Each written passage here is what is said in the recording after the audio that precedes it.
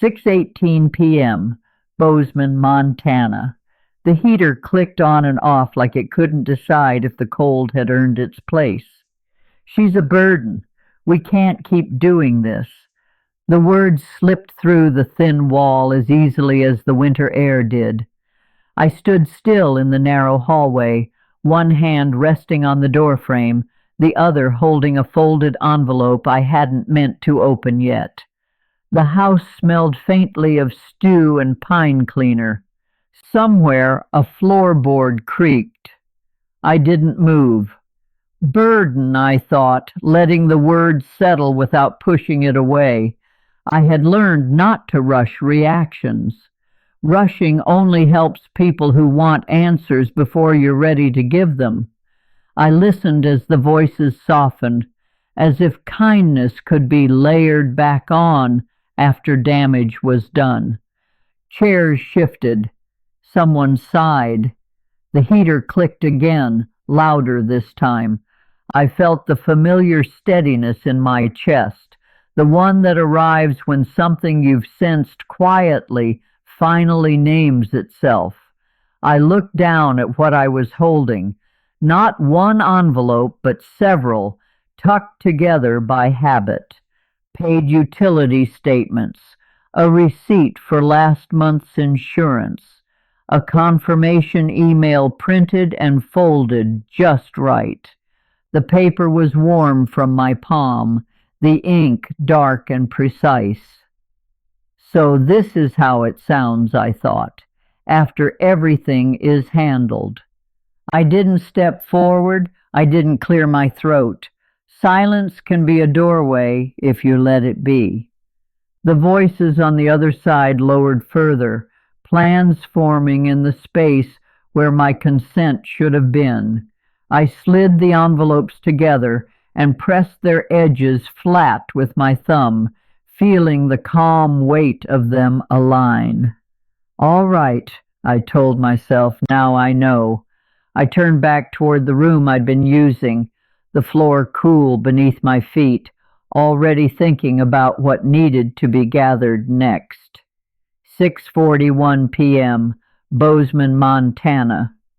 Dusk settled early, pressing its blue-gray light against the windows. I sat at the small kitchen table, the kind with a nick in the corner that never quite disappears, no matter how often you sand it. Outside, snow whispered against the glass, light and persistent. The kettle cooled on the stove without whistling. I hadn't realized how long I'd been sitting there until my tea went untouched.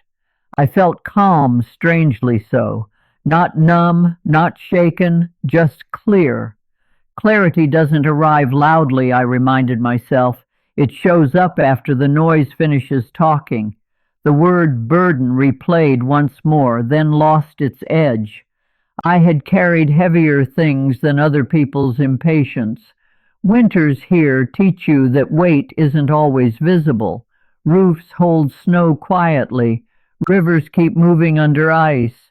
Strength in Montana is rarely announced. I gathered the envelopes and laid them out in a careful line.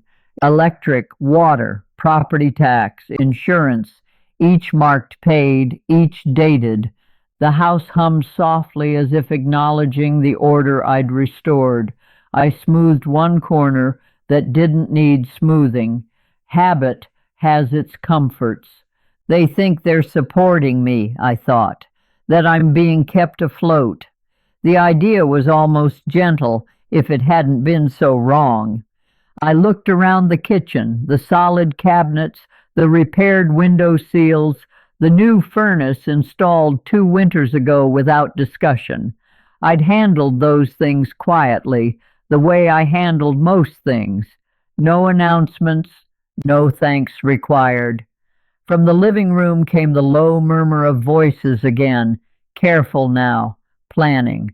I didn't listen this time. I folded the envelopes and slid them back into my bag, the zipper closing with a soft, final sound. Let them talk, I thought. I'm done explaining how I stand.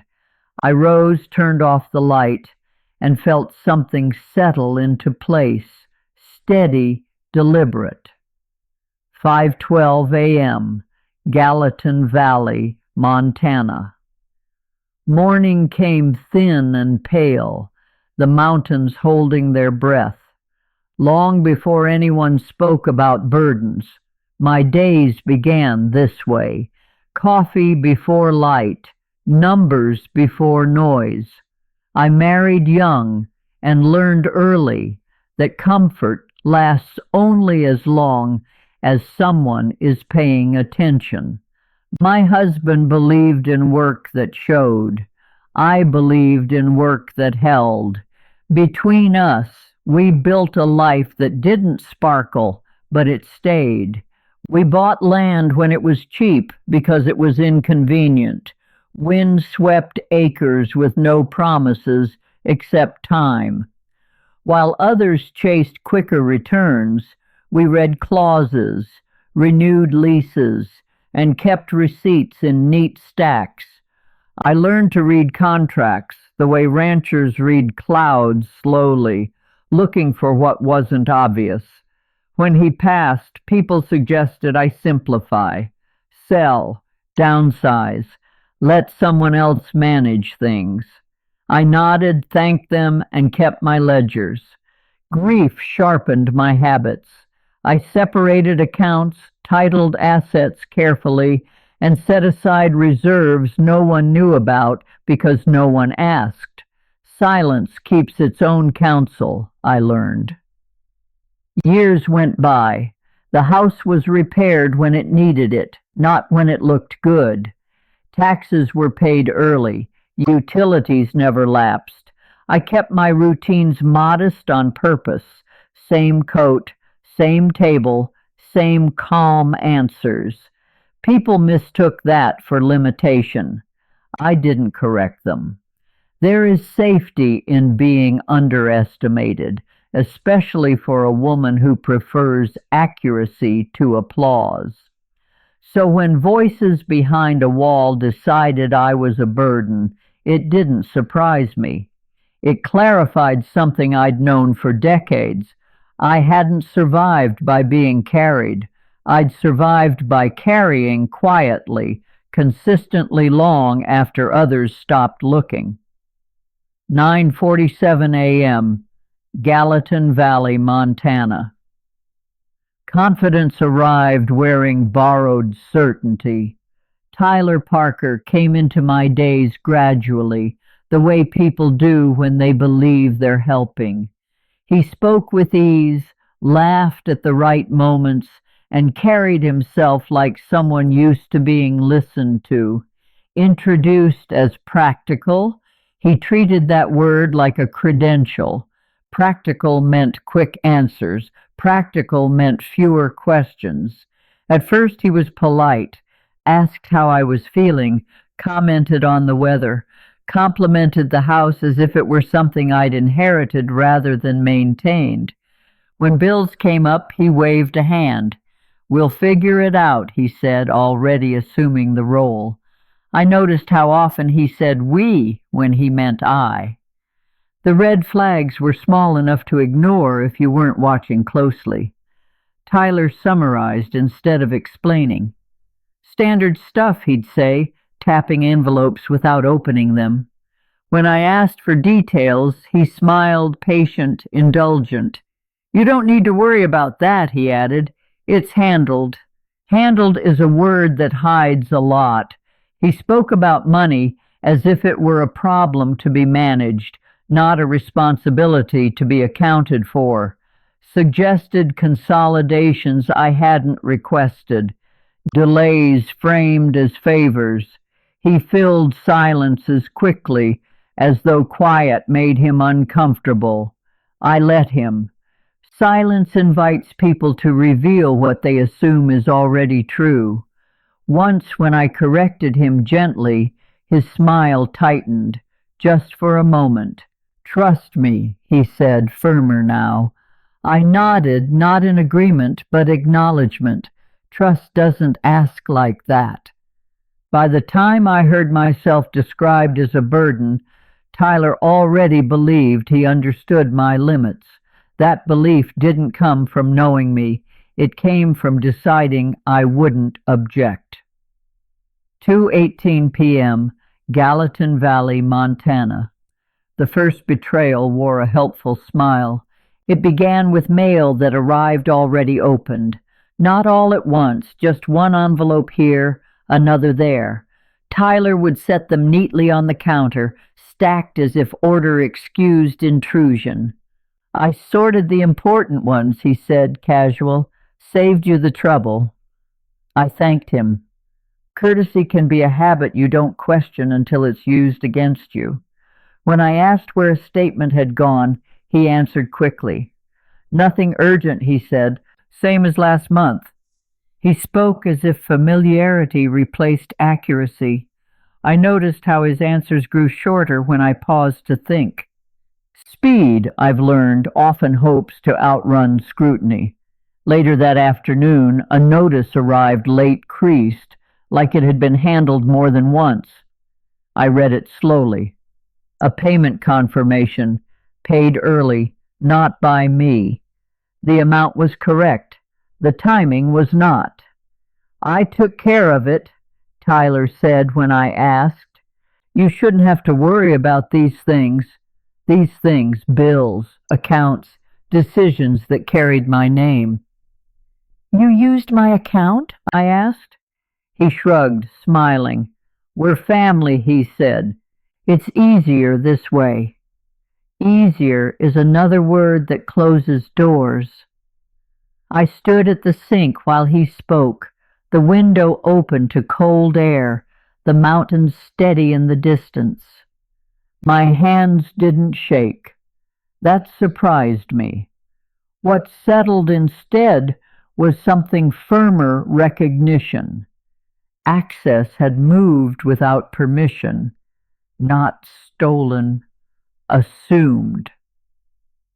"I prefer to handle my own affairs," I said.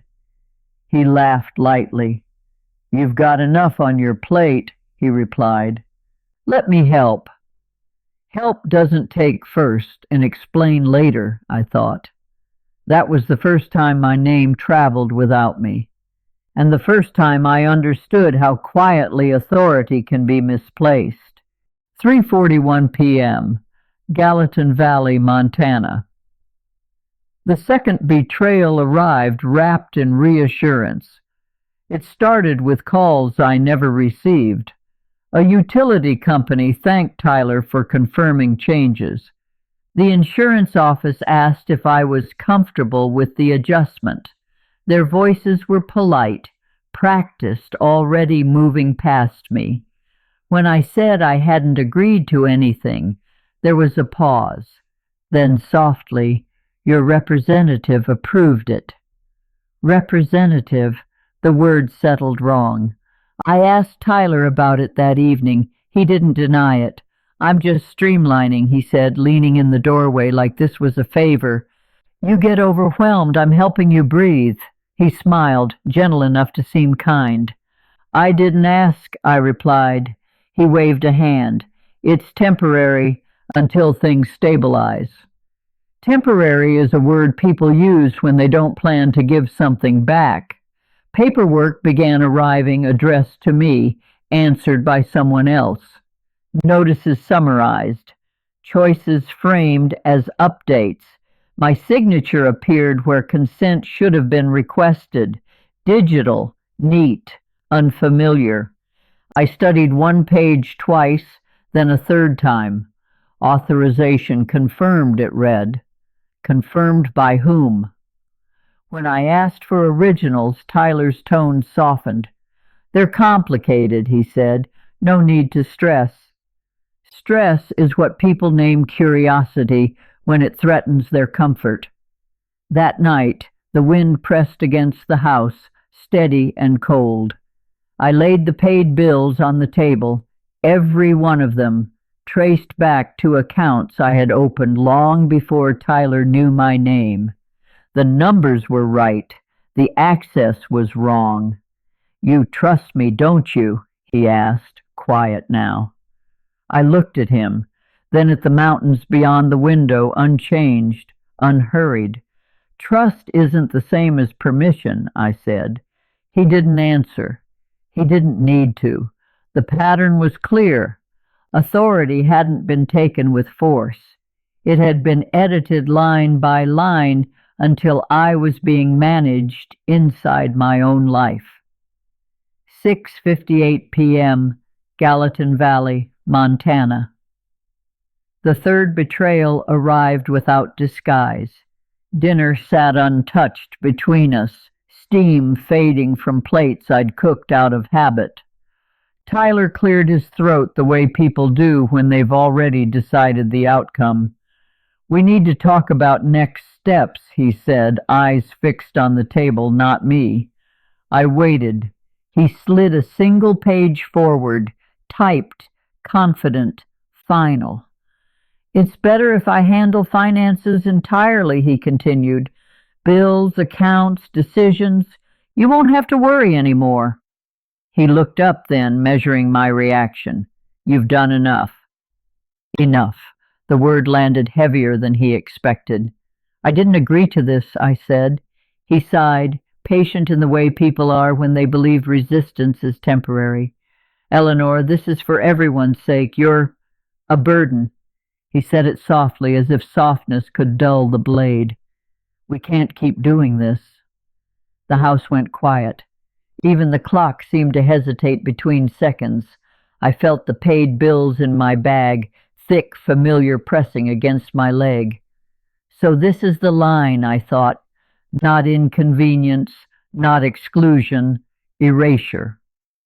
"I pay these," I said, placing the stack on the table. Receipts fanned out, dates aligned. "Every month." He didn't look. "That's not the point." "It is," I replied, calm, certain. He leaned back, relief creeping into his posture. "Then sign this," he said, tapping the page. "Let me take over." The pen waited, obedient. I didn't reach for it. I gathered the bills instead, squared the edges, and slid them back into my bag. My hands were steady. My voice was too. "No," I said. The word settled. Final. Tyler's smile thinned. "You'll regret making this difficult." I met his eyes for the first time that evening. "I won't." That was the moment clarity stopped negotiating. Not anger, decision. Whatever he thought he controlled, he'd misjudged, because what I'd built wasn't visible on that page, and I was done being managed inside my own life. 8:14 p.m., Gallatin Valley, Montana. After the words were spoken, the house learned how to hold its breath. Tyler pushed his chair back and stood, the conversation finished in his mind. Plates were cleared without comment. The sink ran. Cabinet doors closed with careful force. I remained at the table, hands folded, listening to the small sounds people make when they believe something has been settled. When the house finally quieted, I stood and walked to the window. Outside, snow traced thin lines along the fence, moonlight settling on the fields the way it always had, patient, unbothered. I felt no urge to follow him, to explain, to correct the record aloud. Not yet, I told myself. I went to my room and set my bag on the bed. The stack of paid bills came out first. Utilities, insurance, property taxes, each one stamped and dated. I aligned the corners, a habit learned long ago. Order steadies the mind.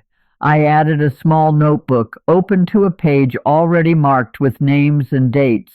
No drama, just accuracy. I sat for a moment longer than necessary, breathing evenly. This wasn't about proving him wrong. It was about protecting what had always been mine to protect. Quiet doesn't mean passive. It means choosing the right surface for the truth to land. I slid the bills back into the bag and closed the zipper softly. Tomorrow would not be loud. It wouldn't need witnesses. It would need records, signatures, and time things I understood. Before turning out the light, I wrote one line at the bottom of the page: confirm authority. The snow kept falling. The house settled, and in that stillness, determination found its place, not sharp, not hurried, but certain. 6:47 a.m., Gallatin Valley, Montana. Preparation has a rhythm, and it starts before the house wakes. Morning light crept across the frost on the window, pale and steady. I dressed the way I always did, wool sweater, sensible shoes, and set my bag on the kitchen table. Coffee brewed quietly while I opened it, laying things out in the order I trusted: the bills, the notebook, and a slim folder wrapped in elastic. Everything where it belongs, I thought. I reviewed without rushing. Dates first, then names, then the line that mattered most: authority. The paper was cool beneath my fingers, the ink firm and unmistakable. This wasn't new work. It was maintenance, the kind that keeps structures sound when weather turns. I dialed one number and waited through a single ring. The voice on the other end was familiar, unhurried. I didn't explain the night before. I didn't need to. "I'd like to confirm standing," I said. Silence followed, not uncertainty, but attention. "Today," I added. By the time the sun cleared the ridge, my bag was closed again. Outside, the cold sharpened the air, making each breath feel earned. I drove without the radio, letting the road keep time. Fields slid past, white and quiet, fences straightened by snow.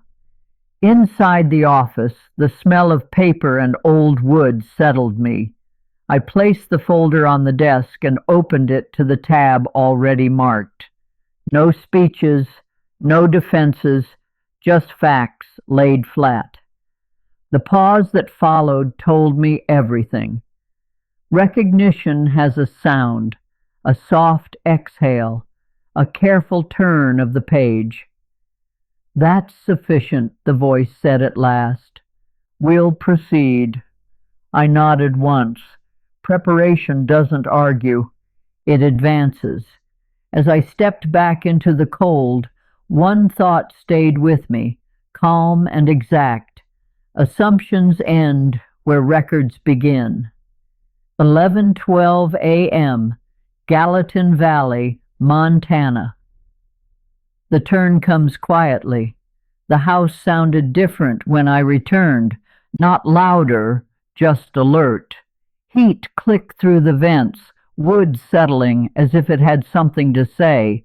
I set my bag by the chair and washed my hands, watching steam rise and disappear. Timing matters, I reminded myself. Tyler's truck pulled in just before noon. Gravel shifted. A door closed with confidence. He came in without knocking, jacket still on, phone in hand. "We should talk," he said, already moving toward the table. He glanced at the stack of envelopes there and smiled, relieved. "I've handled it." "Have you?" I replied, calm. He talked while I poured water, about stress, about costs, about how everyone was doing their best, words designed to smooth a decision already made. He didn't ask questions. He summarized outcomes. "It's cleaner this way," he said, "less burden." I sat and folded my hands. The folder stayed closed in my bag. Not yet. When he finished, he leaned back, waiting for thanks. I let the quiet stretch. The clock ticked. Outside, a crow called once and went still. Tyler shifted, checked his phone, then looked up. "So we're agreed?" he asked. "I've asked for something," I said. "A reading." He frowned. "A reading of what?" "The records," I answered. "In order." His smile thinned. "That's unnecessary," he said quickly. "We're already moving forward." "Then it won't take long," I replied. He stood, impatience surfacing. "You're complicating this." I met his eyes.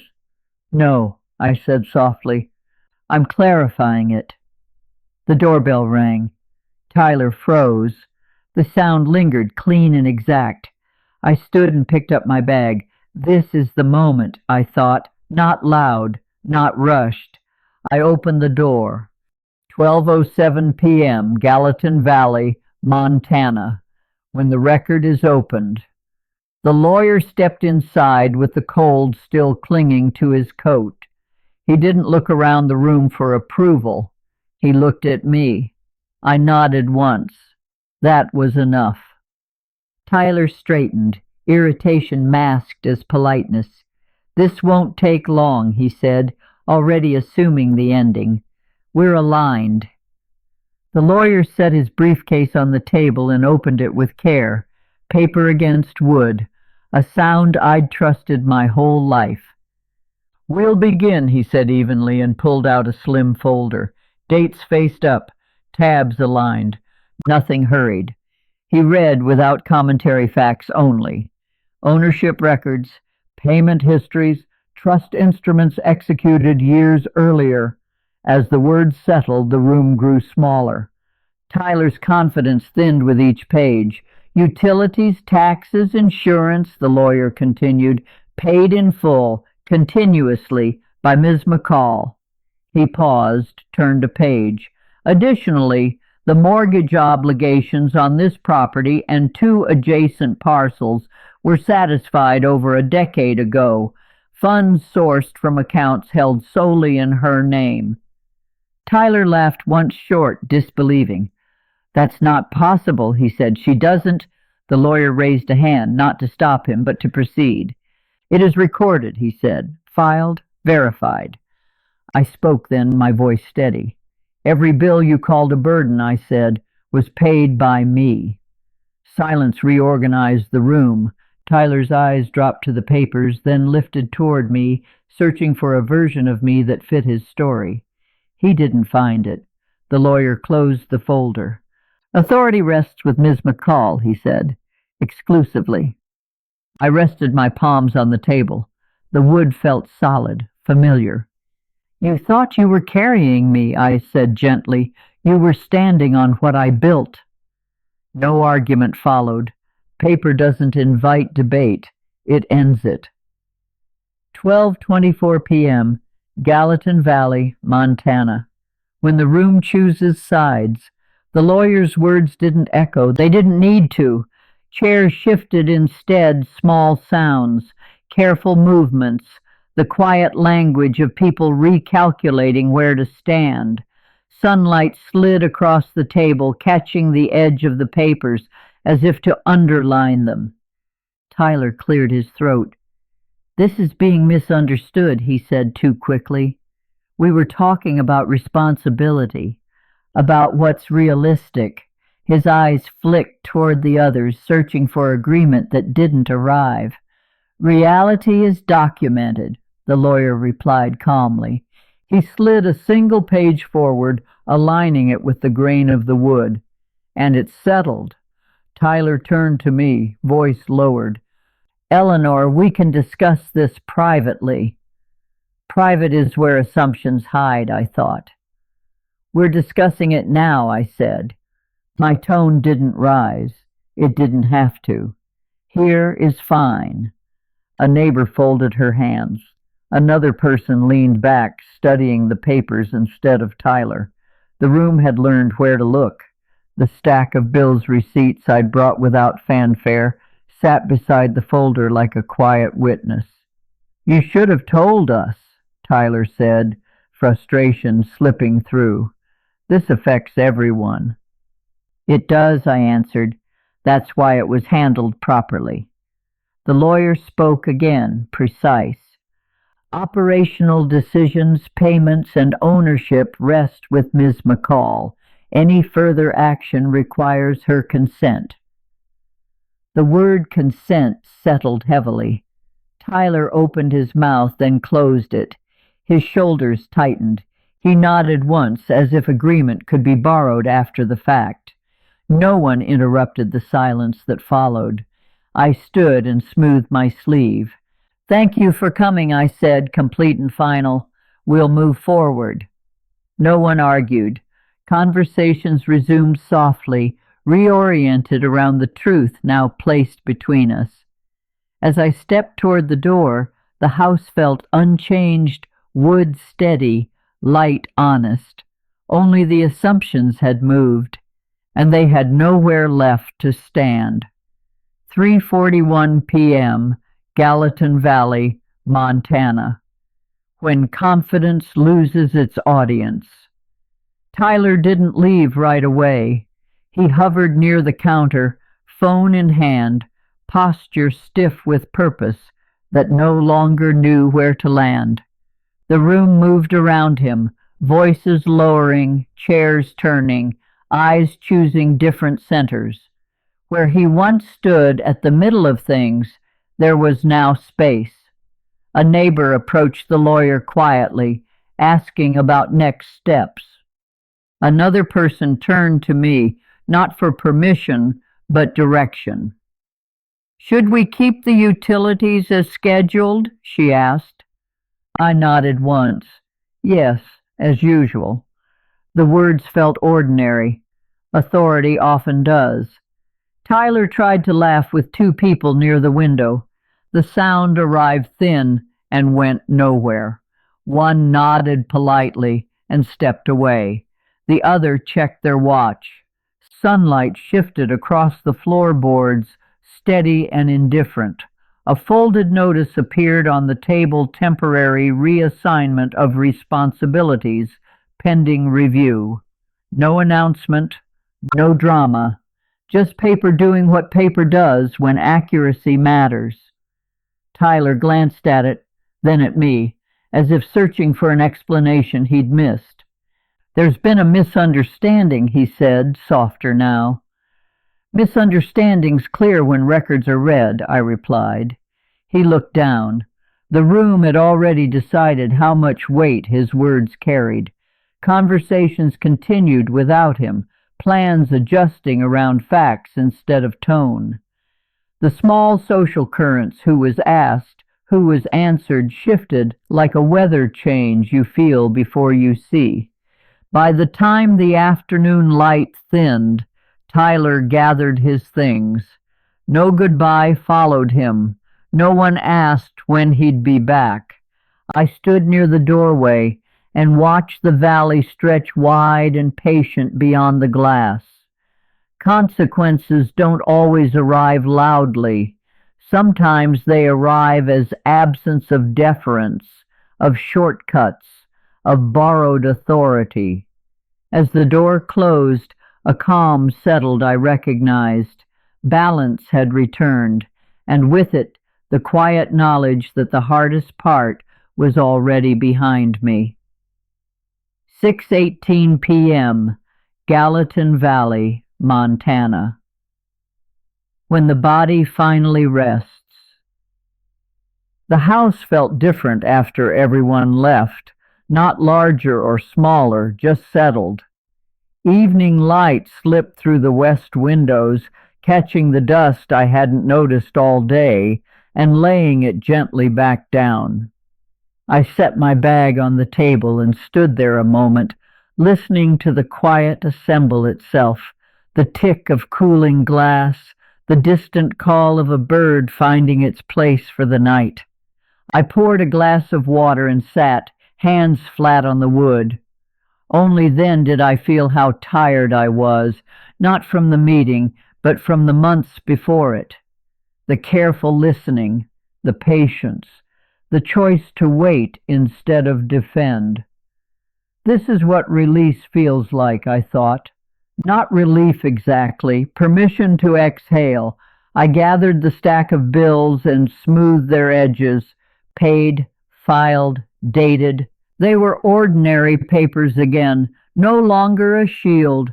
I slipped them back into their folder and placed it where it belonged. Some tools don't need to be held once the work is done. I walked the room slowly, touching the door frame, the worn banister. These marks weren't proof, they were memory. Ownership, I realized, isn't only legal, it's the ease of staying without explaining. It's being addressed directly. It's not bracing for the next dismissal. Outside, the valley darkened into blues and quiet golds. I stood by the window and let the stillness settle my shoulders. No speeches, no victories announced, just the gentle return of something I hadn't noticed was missing. When I turned off the lights, I didn't rehearse tomorrow. I didn't prepare answers. The house held me the way it always had. For the first time in a while, that was enough. 6:04 a.m., Gallatin Valley, Montana. Morning doesn't ask permission. Morning arrived quietly, as it always does when it has nothing to prove. Pale light slipped over the fields and rested against the windows, soft and steady. I made coffee and stood at the sink, watching steam rise, listening to the house wake in its familiar ways, wood settling, pipes warming, the distant hum of a world moving on. Nothing looked different. The same table, the same chair, the same stack of mail waiting to be sorted, but something had shifted all the same. The weight of anticipation was gone. There was no conversation left to replay, no explanation to prepare. What needed to be known had already been understood. I thought about the word burden, how easily it's used when people grow uncomfortable with patience, with age, with quiet strength, how often it's placed on those who no longer rush to justify themselves. I had carried many things in my life, but that word was never one of them. It had belonged to someone else's fear. I carried my mug to the window and watched the light spread across the valley. Montana mornings are honest that way. They don't flatter. They reveal. And what they revealed now was simple. I was exactly where I belonged. Preparation doesn't shout. It doesn't interrupt. It waits, sometimes for years, until the moment arrives and speaks on its own behalf. When it does, there's nothing left to argue. Before stepping outside, I paused at the door and allowed one final thought to settle, calm and certain. Never let someone else measure your worth by their inconvenience. Never trade your silence for permission. Some of us don't raise our voices because we don't need to. When truth finally stands, the world adjusts around it, and so did I.